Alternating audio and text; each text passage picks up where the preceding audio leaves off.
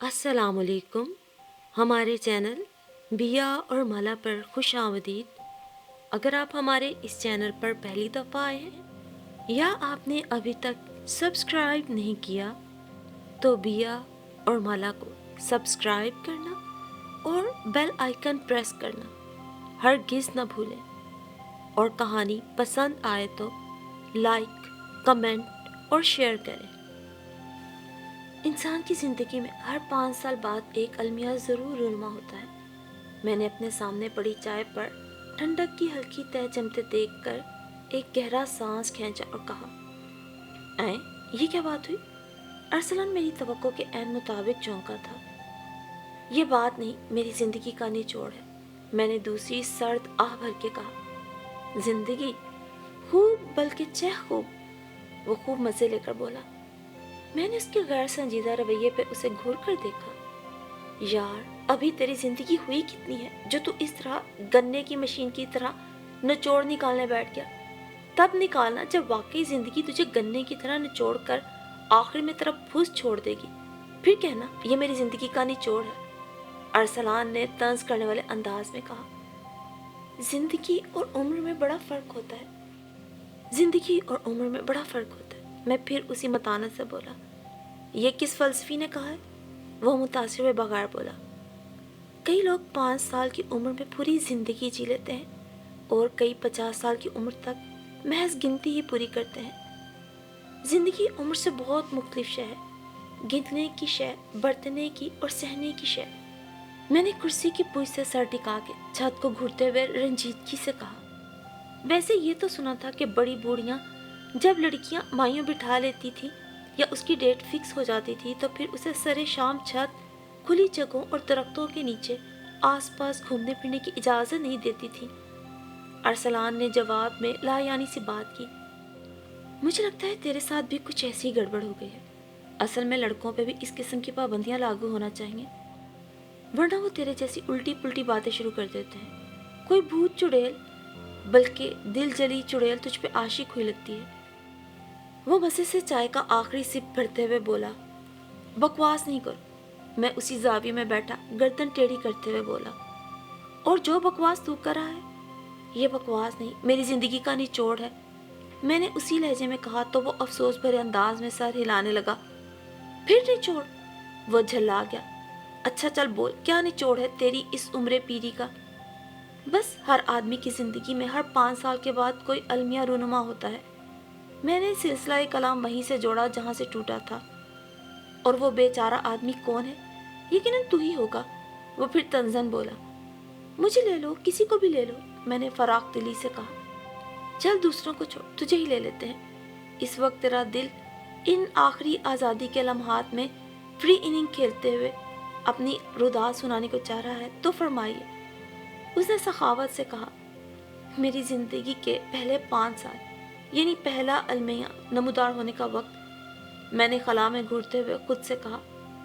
मेरी माँ की नागहानी मौत, मैंने ठंडी आह भर के कहा। और मेरा अकेलापन, और अगले 5 साल अब्बू के और मेरे रुलने के थे।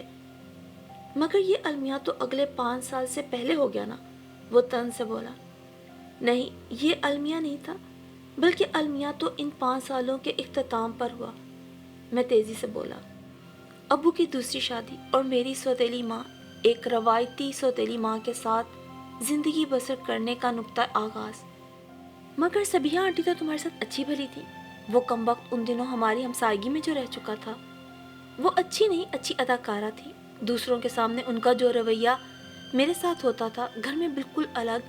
और सबसे बढ़कर अगले 5 सालों के दौरान पैदा होने वाले उनके 2 बच्चे मुझे दुनिया में आयागिरी सिखाने के लिए आए थे। मैं उन दिनों की तल्ख तस्वीर अपने दिमाग में झटकते हुए बोला। फिर तो ये लगातार अलमिया हो गया ना? वो फिर से तंज करते हुए बोला। नहीं, अलमिया ये नहीं, अलमिया तो इन 5 सालों के इख्तिताम पर हुआ, मैं रन से बोला।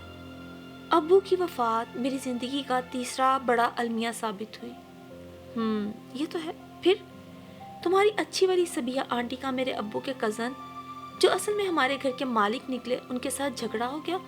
अंकल रफ़ी बहुत अच्छे इंसान थे और इतने साल उन्होंने अब्बू को घर आराइतन दे रखा था कि अब्बू इस दौरान अपना घर बना ले। رفیع انکل اکثر ملک سے باہر ہوتے تھے اور ان کے پاس گھر کے کاغذات بھی مکمل تھے۔ سبیہ آنٹی اور ان کے بھائی نے رفیع انکل کے ساتھ خوب جھگڑا کیا، بات کورٹ تک چلی گئی، پھر اچانک خاموشی ہو گئی۔ سبیہ آنٹی نے اپنا سامان سمیٹا اور بچے سنبھالے اور اپنے بھائی کے ساتھ چلی گئی۔ تمہیں ساتھ نہیں لے کر گئی؟ میں کیوں جاتا ان کے ساتھ؟ یوں بھی رفیع انکل میرے ساتھ تو اچھے تھے، اور یہی بات سبیہ آنٹی کو سخت ناپسند تھی۔ وہ مجھے بار بار اکساتی تھی کہ اگر میں رفیع انکل کے خلاف ان کا ساتھ دوں تو ہم ان کو غلط ثابت کر سکتے ہیں، مگر میں ان کا ساتھ کیوں دیتا؟ مجھے بھی اب جا کر ان سے بدلہ لینے کا موقع ملا تھا۔ تمہارے اگلے 5 سال تو اچھے گزرے ہوں گے پھر؟ بس ایسے ہی۔ انکل رفیع بھی سبیہ آنٹی کے گھر سے نکلتے ہی بدل سے گئے، اور پھر ان کی بیگم اور بیگم کے سابقہ بچے بھی آ گئے۔ چھوٹے سے گھر میں اچھی خاصی ہڑبونگ رہنے لگی، اور گھر کے سارے کام میرے ذمہ آ گئے۔ میری پڑھائی کا بھی حرج ہونے لگا۔ اوہو، پھر تو یہ 5 سال بھی خوب المیہ میں گزرے۔ نہیں، المیہ تو ٹھیک 5 سال بعد وقوع ہوا، جب رفیع انکل کی لیب پالک ایب نارمل بیٹی مجھ پہ عاشق ہو گئی، اور رفیع انکل نے مجھے جھٹ نکاح کی آفر کر کے مستقل ادھر رہنے کی پیشکش کر ڈالی، اور 2 من کی ایب نارمل عورت عمر بھر کے لیے میرے پلے سے بن جاتی۔ اس سے بڑا المیہ اور کون سا ہو سکتا تھا؟ اور میں خود کو اس المیہ سے بچانے کے لیے ایک رات خاموشی سے وہاں سے نکل گیا۔ اپنے گھر سے نکلنا کیا کم المیہ کی بات ہے؟ میں آخر میں بولا۔ پھر اگلے 5 سال میری زندگی کے دشوار ترین سال ثابت ہوئے۔ یعنی پے در پے المیہ نہیں، وہ عملی زندگی کے مشکلات تھیں، المیہ نہیں۔ میں نے فوراً تردید بھی کی۔ مجھے سیٹ ہونے میں 5 سال لگے، اور تمہاری اچھی والی سبیہ آنٹی نے پھر سے رابطے بڑھانے شروع کر دیے۔ وہ کیوں بھلا؟ اور کیا وہ پہلے تم سے رابطے میں نہیں تھی؟ پہلے بھی ان کے فون آیا کرتے تھے جب میں رفیع انکل کے گھر تھا، اور اب انہیں اپنے بھائی کی محبت اور مہربانی پلس میزبانی کا حق بھی تو ادا کرنا تھا۔ مطلب وہ مجھے اپنی بھتیجی کے لیے پھانسنا چاہتی تھی۔ تمہیں کیسے پتہ چلا؟ انہوں نے فوراً مجھ سے مل کر درخواست کی کہ اب میں چونکہ برسرِ روزگار ہو گیا ہوں، اس لیے مجھے اپنا گھر بسا لینا چاہیے۔ انہیں میری بڑی فکر رہتی ہے، وغیرہ وغیرہ، اور اس کے لیے وہ لڑکی بھی پسند کر چکی ہیں جو کہ ان کی بھتیجی ہے۔ پھر میں تو سنتے ہی بھڑک اٹھا، اور ہمیشہ کے لیے ان کے ساتھ اپنے تعلقات کو لات مار کے چلا آیا۔ ان کے دونوں بچے عمر کی اس سٹیج پہ تھے جہاں کبھی وہ مجھے چھوڑ کے گئی تھی۔ ایک مہرباں ماموں سے زیادہ ایک بڑا سرپرست بھائی زیادہ اپنائیت کا مظاہرہ کر سکتا ہے، خاص سوتیلا ہی کیوں نہ ہو۔ ان کا مجھ سے ملنے کا یہ بھی مقصد تھا، اور میں کوئی نادان تھا جو نہ سمجھ سکتا۔ اگرچہ علی اور اریبہ کو دیکھ کر میرے دل کو جو انوکھی سی خوشی اتنے سالوں بعد ملی تھی وہ بھی نافہم سی تھی، مگر میری زندگی میں خوشیاں چنی کب تھی؟ کانٹے ہی کانٹے تھے میری جھولی میں، اور اس آخری المیہ کے بعد زندگی بے حد سپاٹ، سیدھی اور تھوڑی سی عیاشی میں گزرنے لگی کہ میں مکمل طور پہ سیٹ ہو چکا تھا۔ اپنا گھر، بزنس، اور کیا چاہیے مجھے؟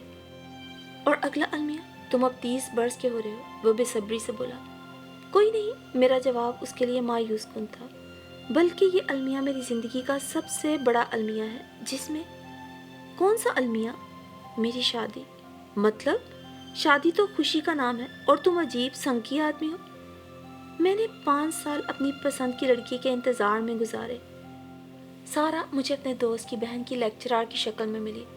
جب ہم اپنے دوست کی بہن عائشہ کو پک کرنے گئے، وہ اپنی انتہائی دلکش خوبصورت ٹیچر سے محو گفتگو تھی، اور سمجھو میری تلاش کا سفر تمام ہوا۔